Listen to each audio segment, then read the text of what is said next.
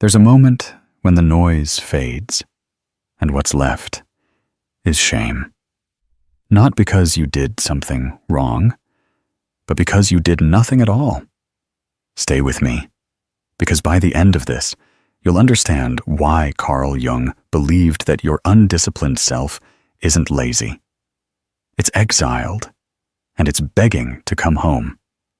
We don't talk about what it does to a person, to watch themselves break the same promise every single day, to say tomorrow, knowing full well tomorrow never comes, to walk past the mirror and feel a strange resentment toward your own reflection, not because you hate yourself, but because you don't believe yourself anymore. You say you'll change. You say you'll begin. You even believe it for a few hours, and then the next morning arrives, and the man who made the vow is gone, replaced by the same tired face, scrolling again, running again, hiding again. Carl Jung once said, "People will do anything, no matter how absurd, to avoid facing their own soul." But what if avoiding discipline is exactly that? Not just procrastination, but a spiritual rejection of your future self. That's where we begin. Because what if I told you the version of you who's tired, unfocused, easily distracted, is not who you are? What if that's just who you've rehearsed? If this is already stirring something inside you, don't just watch. Subscribe. Because this channel exists for the parts of you no one else speaks to. You've been trained to think discipline is about effort. But that's not true. Discipline isn't effort. It's identity. And you will never become disciplined until you stop identifying as someone who needs to become it. That may sound strange, but stay with me, because once you understand this, the war you're fighting every morning will begin to make sense. See, Jung believed that most people never become who they are, not because they don't try, but because they remain strangers to their own potential. They chase change like it's something external. A new job, a new environment, a new system, a new motivation video. But the truth is, you don't need more. You need less. Less escape. Less noise. Less hiding from the one thing you've always feared most. Responsibility. Not responsibility to others. Not to your boss. Not to your parents.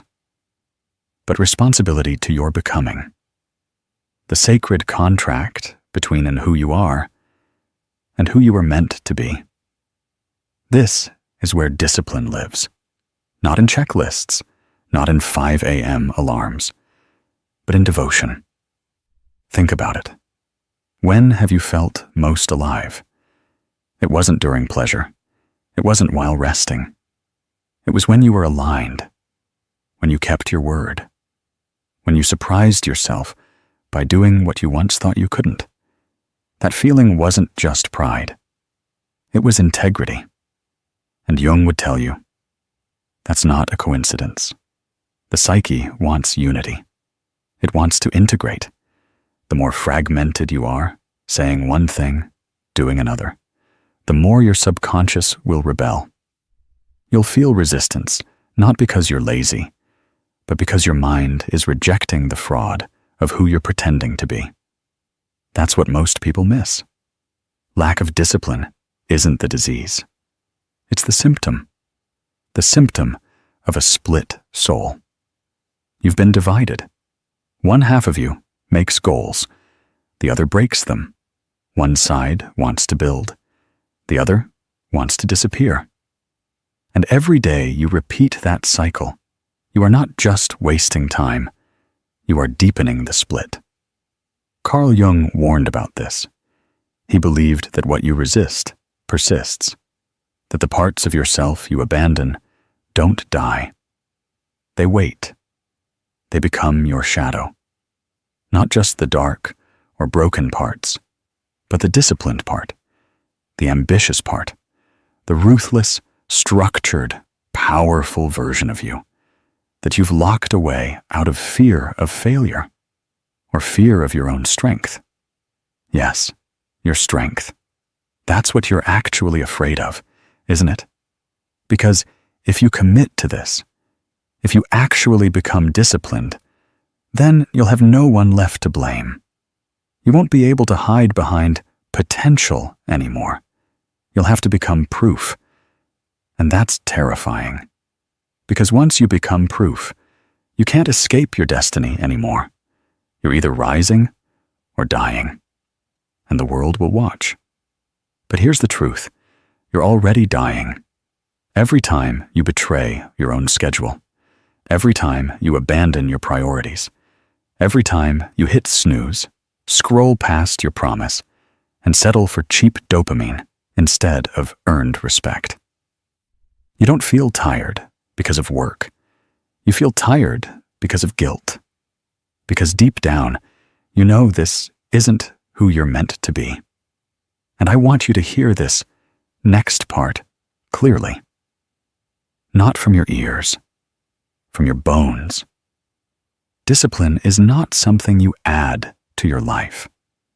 Discipline is the soul's immune system. It protects you from spiritual decay, from regret, from becoming a man who has everything except himself. Drop a comment when something hits deep. You might help someone else who's still trapped in the part you've already healed. And now, I need you to remember this. There was a time you wanted this, Riley. Before the distractions, before the burnout, before you lost faith in yourself. But your spirit didn't forget. It's been waiting, patiently, silently, for you to return to that sacred fire, to the forge where discipline was once born in you. We'll go there. We'll relight it. But not yet. Not until we uncover the root. Because now we'll descend into the origin of your undisciplined self, where the fracture began, why you resist structure, and how Jung's theory of archetypes reveals the buried identity sabotaging your every effort. This isn't motivation. This is transformation. And once you see it, you'll never return to who you were. You didn't become undisciplined by accident. You were trained, not by one moment, but by thousands of small betrayals, some from the world and some from yourself. And at some point along the line, you began to internalize a story, that you're someone who always almost does it, someone who nearly changes, someone with potential that never quite arrives. But that story isn't you. It's a survival mask, one crafted out of fear, rejection, abandonment, and the subtle wounds no one else noticed. And now, years later, that same mask has become your identity. Carl Jung said, "Until you make the unconscious conscious, it will direct your life, and you will call it fate." So let's make it conscious. Let's go back, not to relive, but to understand. Do you remember the first time discipline was punished in you? Maybe you tried to speak up and were silenced. Maybe you got excited about something and were mocked. Maybe you followed a routine, built something small, took pride in it, only to watch someone tear it down like it was nothing. That's how the fracture begins. Not from laziness, but from pain. And here's the brutal irony. The disciplined part of you, the one who wants structure, control, focus, is also the most vulnerable. Because discipline requires belief. It requires faith in your own power. And when that belief is shattered early, the disciplined self goes into hiding. This is what Jung called the repression of the noble archetype. The king, the warrior, the architect of order and control, the part of your psyche that wants to build empires, lead yourself, master time and energy. It's still there, but it's been created by years of internalized defeat. Instead of standing tall, he now lurks in the shadows, not dead, just unclaimed. So every time you try to start something, a new habit, a morning routine, a clean diet, a focused work sprint, you are not starting from zero. You are confronting every ghost who ever told you, you won't follow through. You never finish what you start. You're not the kind of person who can change. And unless you realize this, you'll keep self-sabotaging, not because you want to fail, but because part of you still believes you must. Here's the insight Jung left us. Your outer failures are rarely about effort. They're about identity. You cannot outwork a self-image that contradicts the very thing you're trying to become. You will always return to the man you believe you are, no matter how many systems or tools you try. So how do we change that belief? Not with affirmations, not with hype, but with integration. Let's get deeper. Imagine two men inside you. One wants power, legacy, structure. He is focused, calm, sovereign. He keeps his word even when no one is watching. The other wants ease, comfort, disappearance. He avoids risk, avoids failure, avoids intensity. He craves warmth, not victory. These two men are not enemies. They are split versions of you. And as long as you reject one, you will never be whole. You must stop trying to kill the lazy version of yourself. You must reclaim him. Speak to him. Ask him, what are you protecting me from? Because I promise you, that lazy part of you isn't trying to ruin your life. He's trying to protect you from pain, from the sting of disappointment, from the memory of being laughed at, abandoned, misunderstood. And when you begin to see this, discipline becomes something sacred. It's no longer a war. It's a return to the throne you abandoned, a return to the center of your psyche, where the king archetype sits, watching, waiting, not to dominate, but to stabilize. Jung knew that every man must eventually meet his inner king. And when he does, he stops performing. He stops chasing permission. He begins to organize his life, not to impress others, but to reflect the inner hierarchy he has finally restored. That's what discipline really is. It's psychological architecture. It's the external reflection of internal order. And when a man lacks it, he doesn't just lose productivity, he loses his identity. This is why undisciplined men feel shame even when no one is watching. Because it's not about what they did or didn't do. It's about who they're afraid they're becoming. The fractured self is a haunted place, and unless you reintegrate the lost archetypes, the builder, the warrior, the father, the guide, you'll keep reaching for motivation that never arrives. Because here's the truth. You were never meant to rely on motivation. You were meant to remember, to awaken, to walk through your day as a man who has already decided, this is who I am. This is what I do. This is the order I bring. And yes, it will be painful. Yes, you will fail. But failure will no longer define you, because identity precedes behavior. And once your identity changes, your behavior will follow. If you're still here, you already feel it happening. A part of you is waking up, not the hyped-up, overachieving part, but the ancient part, the wise, structured, calm, relentless part, the one who doesn't scream. He builds in silence.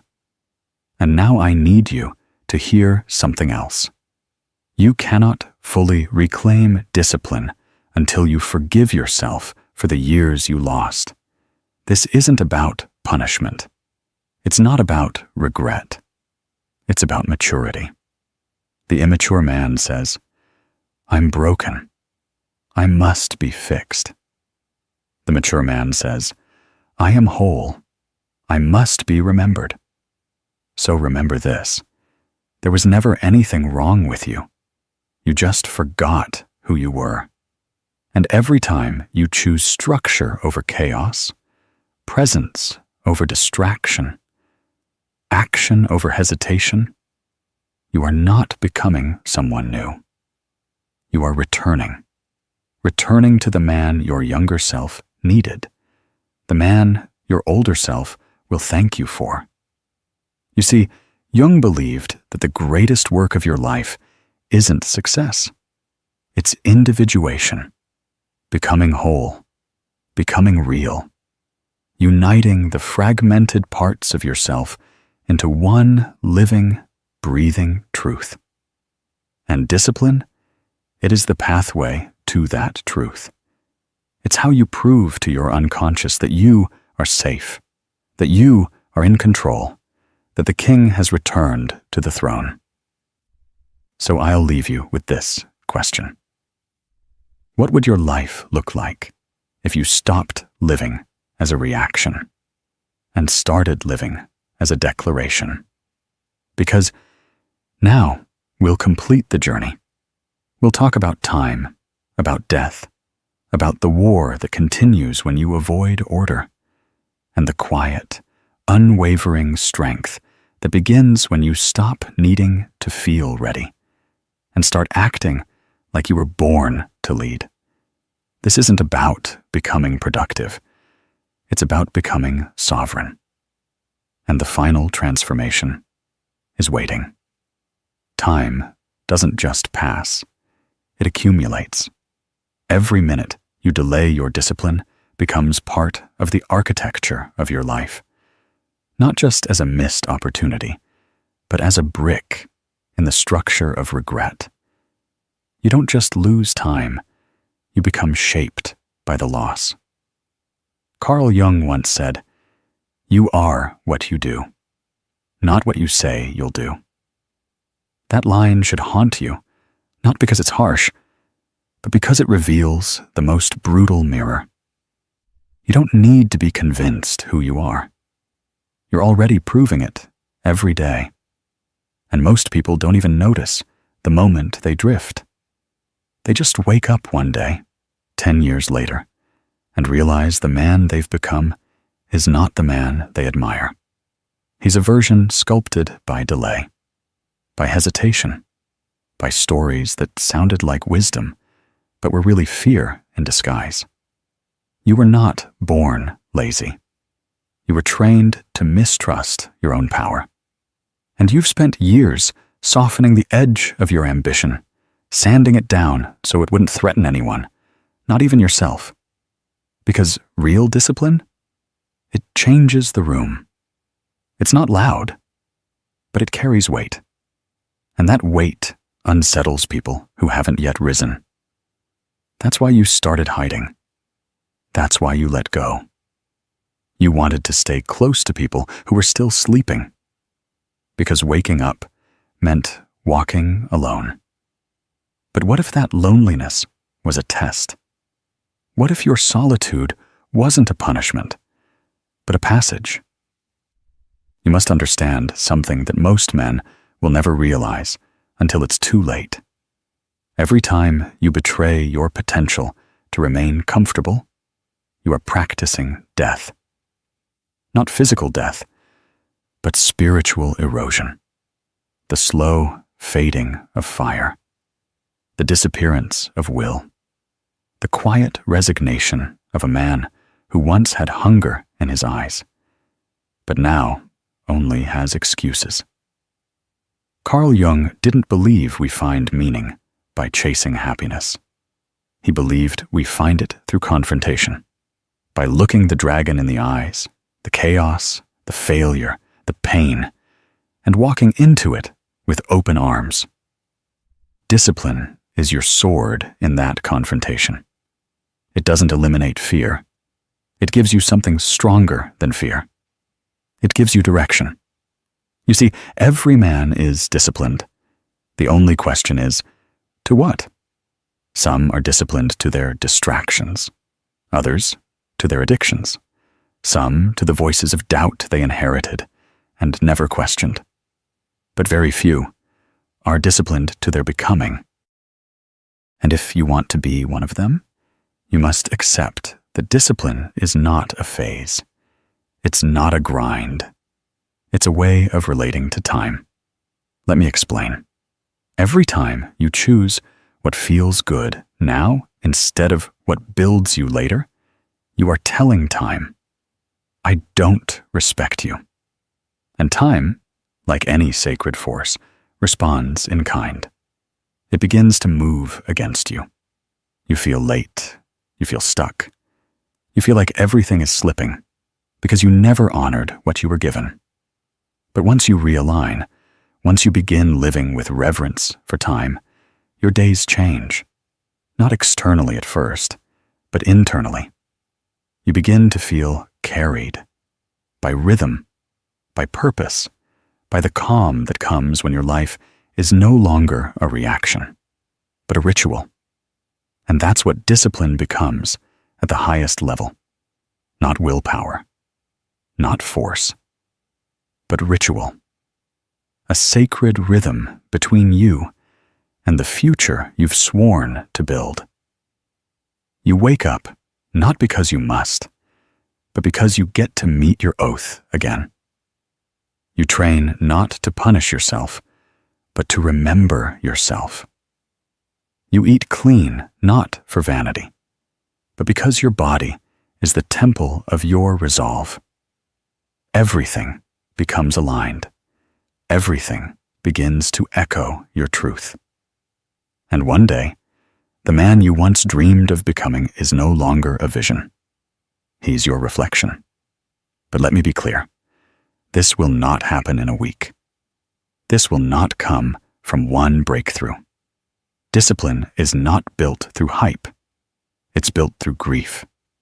Yes, grief. Because to become the man you're meant to be, you must let the other one die. The one who breaks his own word. The one who hides behind someday. The one who feels empty every night. Because he knows he ran again. You have to bury him. Not with guilt, with honor. Because he was doing the best he could. He kept you safe. He got you here. But now, his time is done. And when you finally grieve that version of yourself, when you stop fighting him and thank him for his role, you free the energy you've been using to pretend. And with that energy, you build.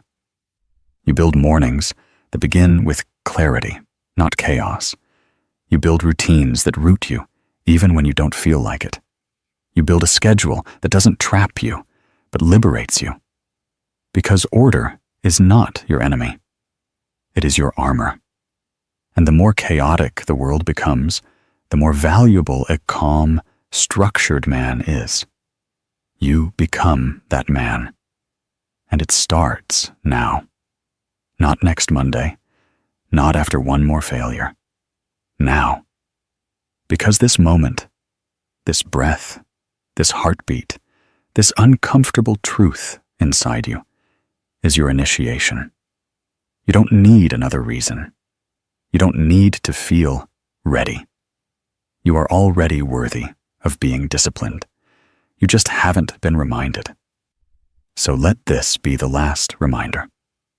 Carl Jung believed that wholeness is not achieved by adding more, but by embracing all of who you are, even the parts you tried to avoid, even the parts that felt lazy, weak, chaotic. You are not here to escape them. You are here to lead them.